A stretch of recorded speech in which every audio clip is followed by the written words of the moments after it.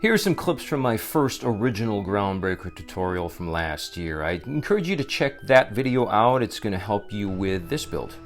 That will be linked in the description below.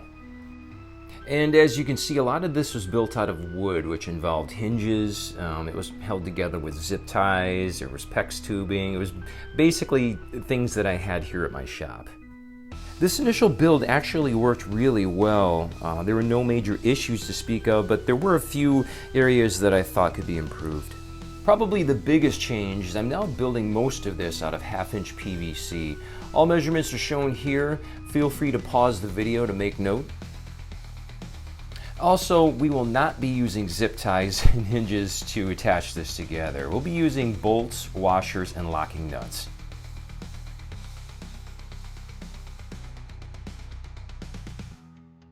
This build will require a heat gun, so be very careful here. Use gloves and supervision if needed.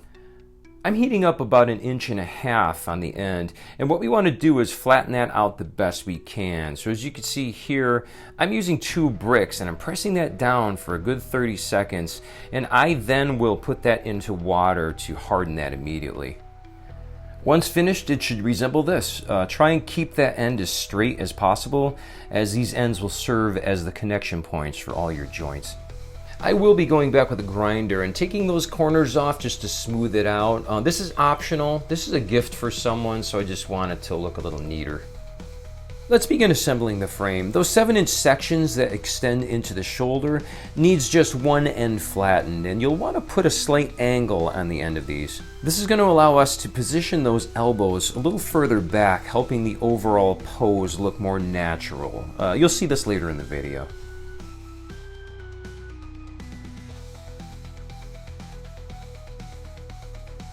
And for the upper arm pieces, we're going to flatten both ends so they can connect securely to both the shoulder and the forearm. And for the forearm section, only one end needs to be flattened to attach to the upper arm. And as you can see here, I did add an optional skeleton hand to mine.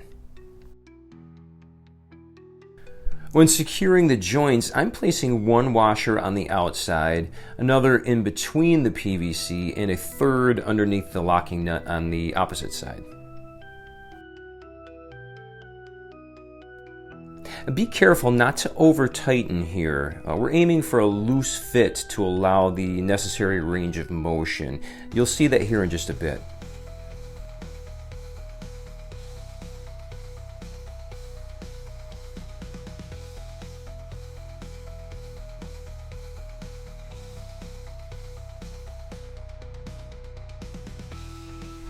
Here's how things should look at this stage. Notice how smoothly the joints move. Once it's connected to the center brace and motor, the motion is going to look great.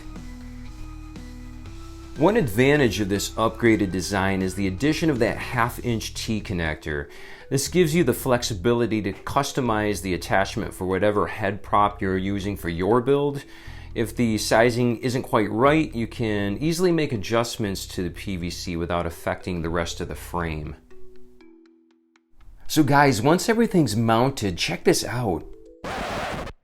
I apologize guys, but I won't be covering how to mount the frame and motor onto the wooden brace in this video. For that step, be sure to check out the original version 1 tutorial linked in the description. That's a plastic pipe bracket. It's mounted about 1 inch down from the top. And when mounting that Reindeer motor, just make sure there's enough clearance between the bottom of that arm and the ground. I try to leave about a couple inches or so just to make sure there's no chance of it rubbing on the ground. Here's where those angled shoulder pieces come into play. This adjustment creates a more natural arm position by directing the elbows toward the rear of the groundbreaker instead of having that awkward wide stance that's typically seen in most of these builds.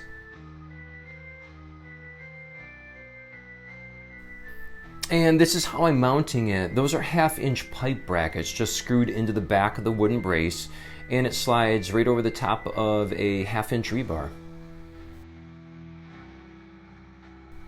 So check out how awesome and smooth this movement is, and pay attention to those elbows. It looks really, really cool.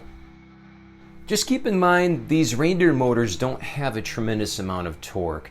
You should have no issues putting a styrofoam wig head on with a mask or a lightweight plastic skull. Here's one example of what you can do. That's a styrofoam wig head that I corpsed that I used in another video, and he's wearing my hat with an old shirt.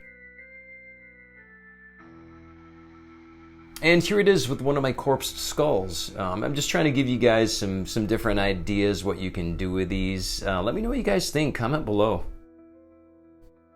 So I can't stress enough, whatever you decide to use on this, you can't go with anything too heavy. A resin skull is not going to work on this. It's going to bog the motor down. Also keep in mind that any clothing is going to add extra weight as well. This actual prop will be sent to Jordan at My Flippin' Life. He reached out to me a couple months ago. He was interested in grabbing one of these because he wanted to corpse it out and put it in his graveyard setup. So I'm really looking forward to seeing what he does. I do want to mention one more thing, guys. When you first set these up, be careful of the hand positions, because as cool as it looks to have these hands like super far back, this is what's going to happen. All right, watch the elbow. All right, we don't want that to happen. We just jack the entire thing up. So as long as you keep those hands a little bit further up, I'd say you wouldn't want to go back much further than that. You should be good to go.